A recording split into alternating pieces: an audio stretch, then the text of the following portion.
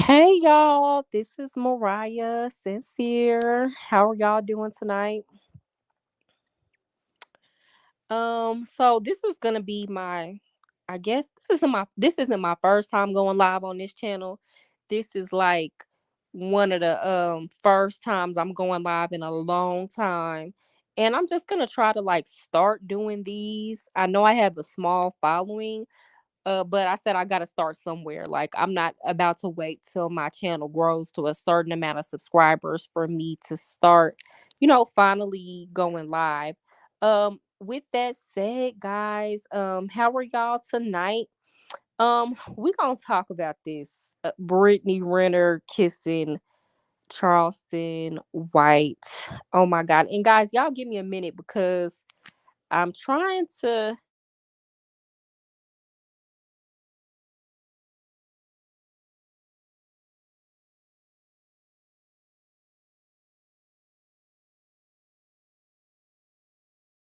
uh quick, so y'all bear with me. Okay, so Brittany Renner kissing Charleston White, y'all. When I saw that, I was like, why? Why would she be doing that? And I'm thinking back to that interview that she did, and I remember her being like really drunk and acting like really sporadic during that interview. And then like I remember when I watched that interview that she did, she like got on top of Charleston White, but for whatever reason, when they initially put the interview out, they did not show her and Charleston White making out. Well, now the stills have come out with her tonguing Charleston White down.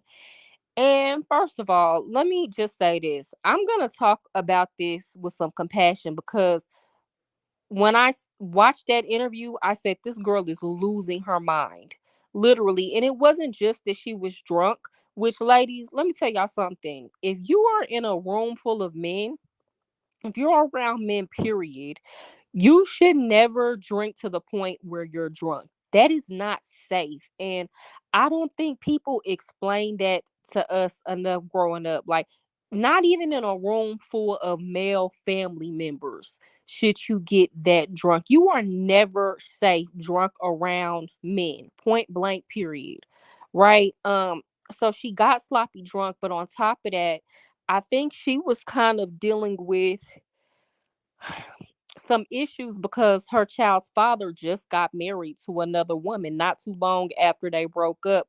And what I've noticed about Brittany Renner is she's going on this apology tour, and she's been going on this apology tour where she's interviewing with all these male podcasters, and she's feeling the need to explain herself. For example, when she went on that interview with Shannon Sharp and she explained to Shannon Sharp her body type, and then she wants to argue with these men about whether or not women should or should not have the same grace given to them when they sleep with a whole bunch of people the same way men are. And my whole thing about Brittany Renner is your first mistake is that you care too much what these men think. That's like her number one problem. You don't have to explain your morality to people who have none. Okay. It's just like you going to the devil and you telling the devil, hey, I don't kill, I don't chill, sorry, I don't kill, I don't steal, I don't cheat, I don't lie. And you thinking that the devil is supposed to be impressed. Girl, he don't care. He don't have no morals. Only thing the devil is gonna do when he hears that is say, well, how can I exploit that in you? How can I get over on you because you're either green or gullible, or how can I use your morality to my advantage? So women need to understand when you're going to men and you're explaining your morality to them, a lot of the times they are either A, not impressed, because men have that mentality of I gotta believe it to see it, and they're gonna do just what the devil do. They gonna test you in behind that, right? So they're not impressed. nor do a lot of them have any morals. So you're explaining yourself to somebody that don't even deserve an explanation. Your morals are for you. So she cares too much, and she sits on these podcasts and argues with these men about why she, still has value and why she's still wife material. And it's like, why are you arguing with men that should seemingly not even have any access to you? But even now, I don't even know if I can say that, because it's like, girl, why are you kissing Charleston White? Y'all, I ain't even trying to be funny. Like, that's the lowest of the low. That's like kissing Flavor Flav. Like, Charleston White looked like a roach. Like, I'm sorry. I'm trying not to be mean. It's the new year. I shouldn't talk about folks, but it's like, when you could y'all imagine putting your lips on something that looked like Charleston White? I just couldn't picture me doing it. Um So I feel like this is what happens when you have allowed men and their opinions to devalue and to degrade you for so long, that you constantly trying to prove yourself to them, and it's to the point where she's driving herself crazy. I think another thing that's really driving Brittany Renner wild is the fact that, let's be honest, she's a very beautiful girl. And not only is she a beautiful girl, in hip hop culture in particular, she has been seen as this standard of beauty for so long. And I think she's having a hard time coming to terms with the fact that, even though her aesthetic has been praised and worshiped and been put in the music videos and what these men rap about, that the men still are not treating her right. Okay. And I talk about this a lot with my homegirls, because people think that just because you are light skinned, or just because y'all see a lot of these rappers and ball players getting with these light skinned women and putting them in the videos, people assume that we get treated better. But y'all, it's a lot of objectification and fetishization that comes along with that. It's to the point, y'all, like, I made it my like, I resolved that I will not date men who I know to be colorists, right? And it's very easy to spot them. Like, they'll come up to you being colorist. They'll ask you what you're mixed with before they even ask you your name. And since I made that a rule of mine, y'all, it is very, very difficult. Like, it was already difficult for me to accept dates, but now I'm gonna say about 99% of men from a particular group already X themselves out of the running. Um, but anyway, so I think she was so used to being seen as, put on a pedestal, and she's having a hard time accepting that even though these men have put her on a pedestal, they're doing her dirty and mistreating her.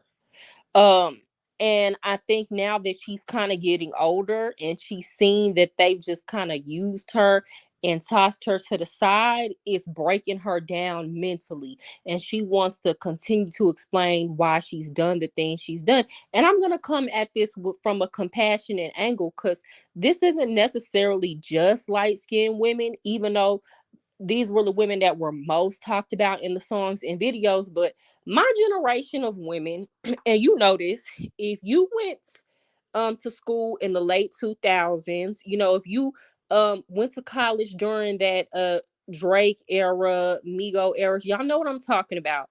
Especially if you are from Dallas and you heard the music in Dallas, a lot of the music that the men were making at the time was for you to degrade yourself. So if you're seeing images of you not only being put on a pedestal, but you're also being told to do very degrading things in order to gain the attention and favor of males, you begin to adapt those characteristics. Again, people want to blame this on the Sexy Reds and the Nicki Minaj's and the Lottos of the world. But I remember in Dallas during the Dallas Boogie era, when we were listening to songs where the men were telling you to spread your legs, arch your back, let they homeboys hit.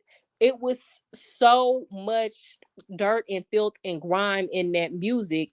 And I remember there are these parties that they were called Twitter parties that we used to have in Dallas.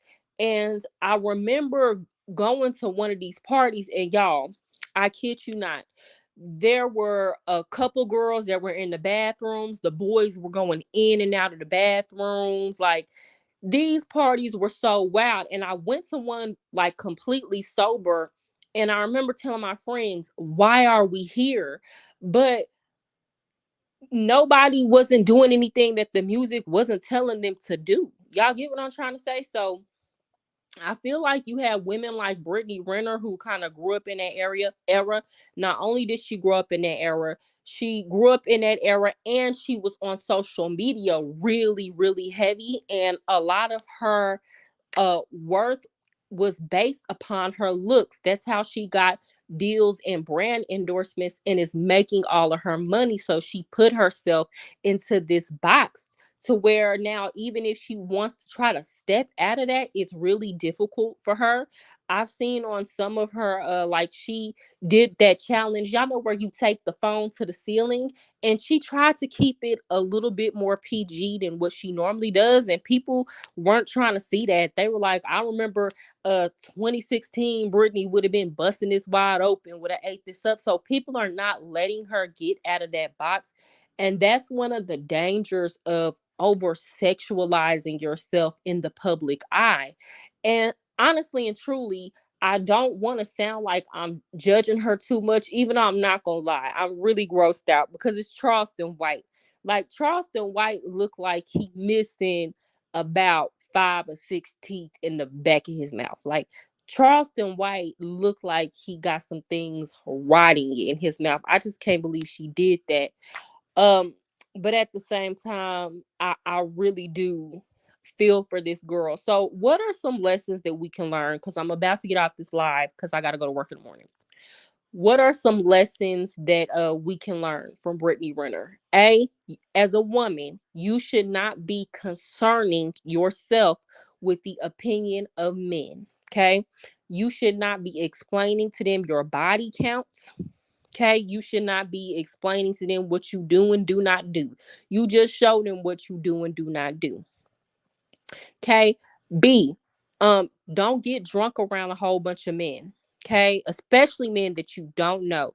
If the men are drinking, you always want to drink a whole lot less than what they're drinking. You always want to have your wits about them when you're in a group of men. Third, if you can avoid it, I don't even understand why she did those interviews with those men. You really shouldn't be doing that, to be honest, because there was nothing of value added from that discussion that she had with those men. Okay. It was just a shit show and embarrassing for her from start to finish. I remember she even got into it on camera with a male that was there. And that seemed like that was about to go left and potentially violent. So as a woman, you don't want to place yourself in that position. Um and yeah, guys, just remember at all times, you are the value. Okay, when you stay in situations where the people don't even have respect for you, you're not going to gain their respect. All you're going to do is degrade yourself and devalue yourself by being in their presence and making them feel like their opinion even matters. Lastly, guys, respect yourself at all times. There is no reason why a man like Charleston White should have ever been able to connect lips with Brittany Renner. Point blank, period. That's all I have to say. Y'all have a good night.